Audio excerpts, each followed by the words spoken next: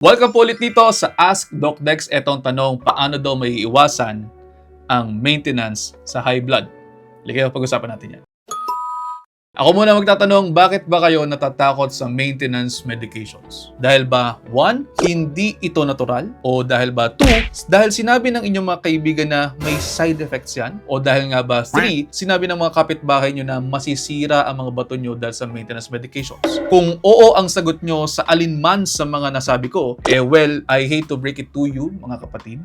Hindi po totoo na nakakasira ng bato ninyo ang maintenance medications. Kahit po natural o kahit mga herbal preparations, meron din pong mga side effects yan. Well documented nga actually na ang ilan sa mga herbal supplements ay nakakapagdulot pa ng hepatotoxicity o pagkasira ng atay at nephrotoxicity o pagkasira ng bato. Ang totoo po actually ay ang nakakasira talaga ng bato ay hindi yung mga gamot o yung mga maintenance medications. Ang tunay na nakakasira po ng inyong mga bato ay yung disease processes. Halimbawa, sabi nga natin, yung high blood. Actually, kaya po yung tinawag na high blood pressure ay dahil mataas po ang pressure o presyon ng dugo. At kapag tumataas ang pressure ng dugo, may ihakalintulad natin yan sa mga malalakas na pressure ng tubig na po pwedeng makabutas ng plastic o makasakit sa tao. Kita niyo yung mga nagrarally sa daan.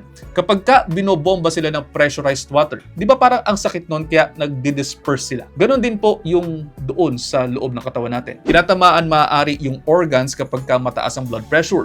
Yung medications ninyo, isipin nyo yan yung tumutulong sa pagsasalag o pagbabawas po ng pressure sa dugo para hindi nasisira yung bato. Pero anyway, kung ayaw nyo makinig, edi sige, tulungan natin po kayo sa mas natural na paraan. Paulit-ulit ito sa page natin, pero sige, for the benefit of the others, discuss po natin yung tinatawag na DASH o Dietary Approach to Stop Hypertension. Very simple lang naman po itong sundin. Number 1, dapat mas maraming gulay, prutas at whole grains para sa fiber na known na nakakapagpababa ng blood pressure. Kung kayo po ay magde-dairy, focus on fat-free dairy or low-fat dairy products. For your protein, focus on fish, chicken, beans, and nuts. Kung gagamit kayo ng oil, more of vegetable oil, although sana wala kayong oil na gagamitin. Iwasan din po ang mga pagkain matataas sa saturated fats tulad ng fatty meats, full-fat dairy, and tropical oils katulad ng coconut at palm oil, at alisin din po ang mga sugar-sweetened beverages and foods. So bale sa around 2,000 calories kung yan yung caloric requirement ninyo, around 6 to 8 servings of whole grains, 6 or less servings of meat, 4 to 5 servings of vegetables, 4 to 5 servings of fruit, 2 to 3 servings of low-fat dairy, and 2 to 3 servings of fats and oils. So nuts and seeds,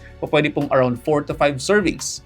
Sa diet na pinapafocus sa DASH diet, mayaman po yan sa potassium, sa calcium, magnesium, fiber, and protein, at mababa sa sodium. Sinasabi po na ang DASH diet ay nakakatulong sa pagpapababa ng around 7.5 to 11 points ng inyong blood pressure. O pwede po ninyong subukan ito, baka ito na ang missing link sa journey ninyo sa pagpapababa ng inyong blood pressure dahil sabi nga po sa clinical algorithm ng blood pressure or ng high blood pressure, kinakailangan po ng lifestyle modification para mapababa ang inyong blood pressure. At ayun, sana po may natutunan. Kung mayroon man, pakishare sa inyong mga kaibigan at pakipusuan na rin naman. Baka sakaling mas marami pa tayong matulungan, and I'll see you next episode. Ingat!